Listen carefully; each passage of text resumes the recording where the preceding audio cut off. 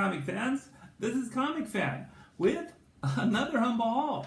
In this video, I show you a box of books I got from an online retailer. I think I came out a little on top. So let's take a look. Like I said, it's a box of books. This guy was selling his little collection and packed them up and shipped them off to me for about $65 shipped. Let's take a look. So at the top of the stack, we have some Marvel premieres, number 56, featuring Dominic Fortune, as well as number 54, coming of Caleb Hammer.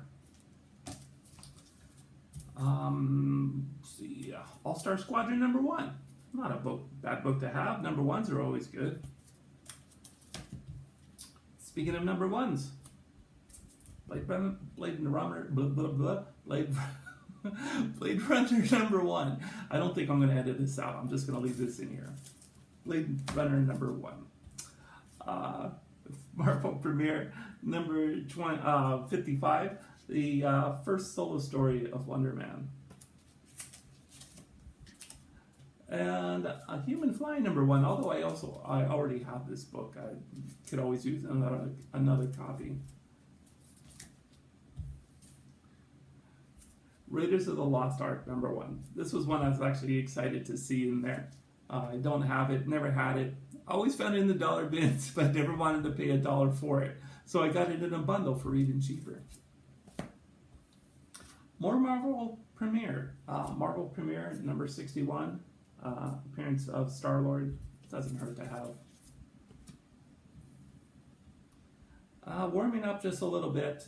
Masters of the Universe from the DC Limited Series number 1. And can't go wrong with the Dazzler number 1. I see these things everywhere. I'm sure the rest can agree that we see them a lot. This is just the regular edition. Does not have the air page. These are always great to have. I love to see them in the bins, but I also love to see them when they're in a stack that costs even less. Batman number 450. Some great, just a great cover. Great Joker cover is always good to have. Now this was something I've always wanted and never got around to getting because it heated up for a little bit and then it was on its way back down. But when it's on its way back down, I can't seem to find them. So this was in the stack. What if number 24? What if Spider-Man had rescued Gwen Stacy? I heard it was really bad artwork on the inside, but it wasn't as bad as I thought. It's actually okay. Also in the stack, Howard the Duck number 12, and also Howard the Duck number 13. Great Kiss covers, not Kiss covers, but great appearances of Kiss in these books. I thoroughly enjoy them. Now on to a little heavier stuff. From the limited series, Transformers number 2. Not bad. I don't see the limited series very often, and I do seem to be on a little streak of where I wanted to start collecting more limited series, so that doesn't hurt to have. Of course, the Transformers number 1. That doesn't hurt either. I love this book. This book's great. I've had it before and given it away before, and I kept one for myself, and now I have another. Last 3 books here.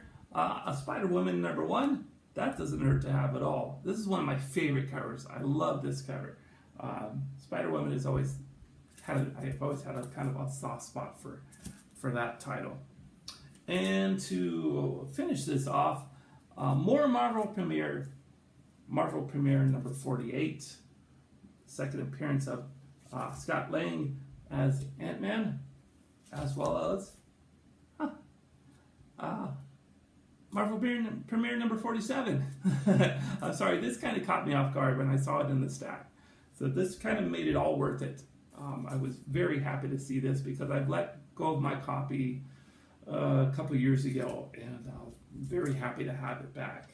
So yeah, it definitely caught me off guard. So with that, there was more books in this stack, but not of this caliber. It was more offshoots of Howard the Duck and just filler issues. But this is basically the chunk of the collection. There was about 40 books, and I think I showed you most of it, most of the key stuff, the stuff that wasn't the fluff and the filler. As well, I made another trip to a little hobby store the other day and found $2 books.